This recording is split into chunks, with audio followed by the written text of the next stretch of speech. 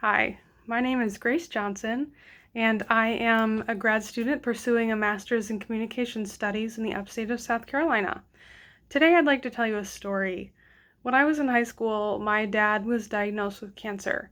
His diagnosis threw our family into a vortex of appointments, surgeries, and treatments, as well as affecting each person in my family very differently below the surface as we tried to navigate this trial of life that was quickly becoming our new normal.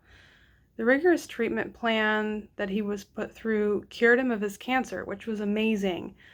But that experience completely changed him, not just physically, obviously, but emotionally and spiritually as well, in a profound way. So I turned his experience into a research project.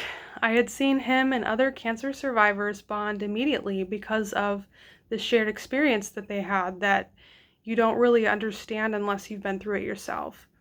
So I thought, well, what are other people's experiences like? Are they like my dad's story or our own families, or would they be totally different? So I interviewed a few people. I employed some purposeful and convenient sampling as well as some snowball sampling, and all of the interviewees were people that I knew personally. The only criterion I held to was that they had been through cancer and lived to tell the tale. The interviews that I conducted were semi-structured and then transcribed and coded on multiple levels, and some common themes emerged out of every single one of the interviews all on their own. The results showed that cancer survivors faced very significant fears emotionally, but ultimately they were grateful for their experience because of the spiritual benefits and opportunities to help others who shared their experience and were going through it themselves.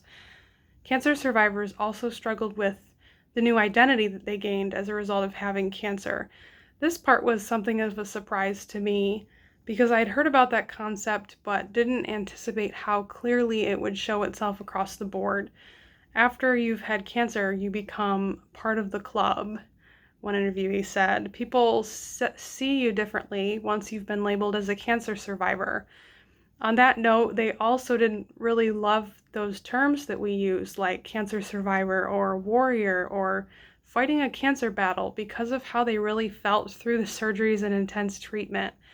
It was hard for them, I think, to feel like they were warriors fighting every day. Ultimately, the interviewees were thankful for everything that they had learned and how that they had grown through their experience. Through my paper, I purposefully quoted my interviewees heavily because I wanted them to be able to tell their own stories that are heavy but so necessary to hear. I hope that you enjoy hearing from them if you have the opportunity to read the whole paper. Thank you.